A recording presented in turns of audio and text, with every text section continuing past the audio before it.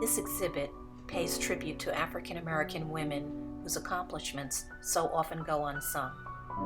It tells the stories of well-known historic icons like Harriet Tubman, Sojourner Truth, and Rosa Parks, with those of their New Jersey contemporaries, abolitionist Amy Hester Reckless, a runaway slave from Salem, and Joanna Lee, an itinerant preacher born free in Cape May.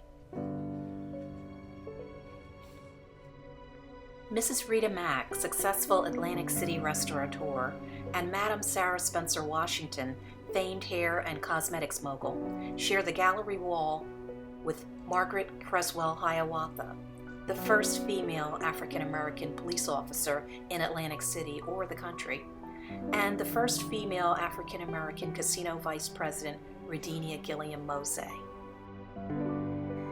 Featured educators include Mrs. Barbara Hudgens, Doctors Jean Griffin, Richland Goddard, Beverly Vaughn, Amaza Lockett, Vera King Farris, Juanita High, Barbara Gaba, and Dorothy Dorrington, along with Mary McLeod Bethune, Anna Land Butler, and Jessie Redmond Fawcett.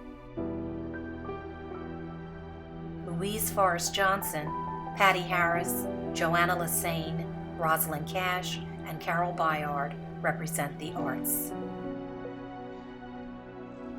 Ida B. Wells and Margaret Caution were printers with journalism in common. Leoma Bird operated a training camp for professional boxers. Gertrude Newsom ran an Atlantic City guest house for Negroes during segregation, and Sister Jean Webster was beloved by all for her selfless mission to feed the homeless. 19th century African American women were a force for change. They fought to end slavery, get the right to vote, and protested the terror of racism when the laws in our country provided little protection.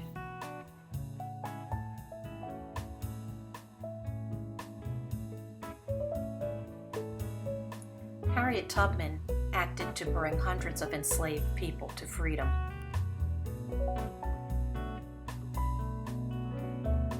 Sojourner Truth challenged the man who sold her son illegally to a southern plantation owner and won in court.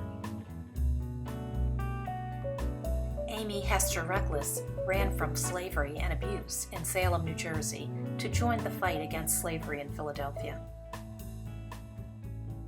Joanna Lee ignored the strictures that prevented women from preaching by arguing that the Savior died for women too. Mary McLeod Bethune believed education would remove the barriers between the races when the idea of educating blacks received little or no support from the government. Ida B. Wells researched lynchings in America. Rather than a solution for crime, she found it was a strategy to control black progress through terror. Though inequities would persist, these women are among many who set the stage for further progress in the 20th century. Mrs. Parks refused when an Alabama bus driver told her to sit in the colored section.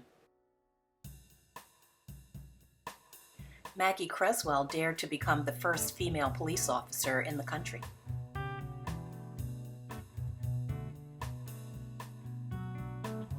Some of the greatest writers of the Harlem Renaissance were mentored by Jessie Fawcett Redmond. Margaret Caution served on the governor's Civil Rights Task Force.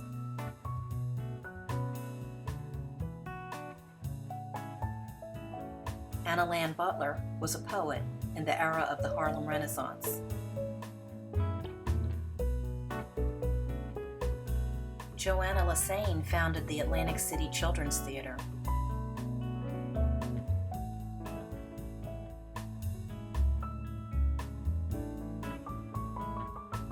Patty Harris was a Club Harlem dancer and Broadway actor.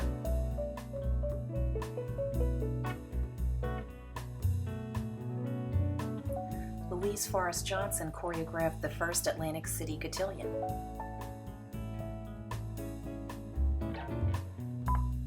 Rosalind Cash's memories of segregation informed her acting career.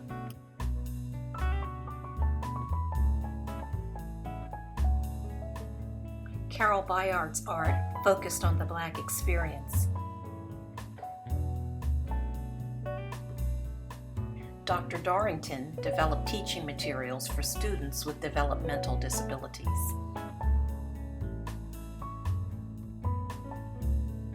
From humble beginnings to her tenure as president of Stockton College, Dr. Farris made academic excellence the theme of her life.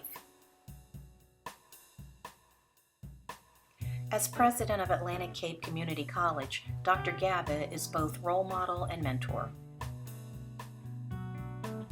For her record of educational and social service, Dr. High was named an Outstanding American of the Bicentennial Era. The work ethic learned at her family's legendary Atlantic City restaurant enabled Dr. Griffin to achieve academic distinction. Barbara Hudgens was a teacher, public servant, and arts advocate. Amasa Lockett's love of music defined her life.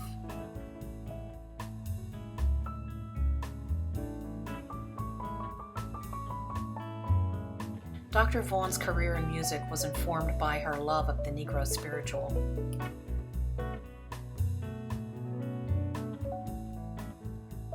Dr. Goddard sheds light on African American and local history. Sister Jean Webster was admired for her selfless humanitarianism.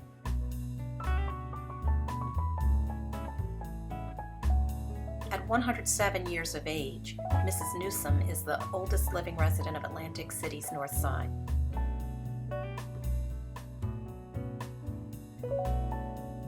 Leoma Bird's Pleasantville training camp catered to champions.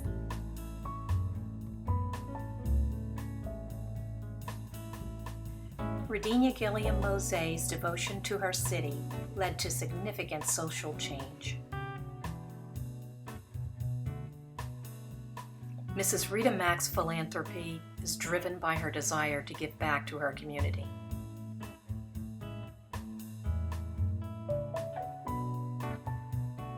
And Madam Sarah Spencer Washington's Atlantic City businesses sparked her international success and fame.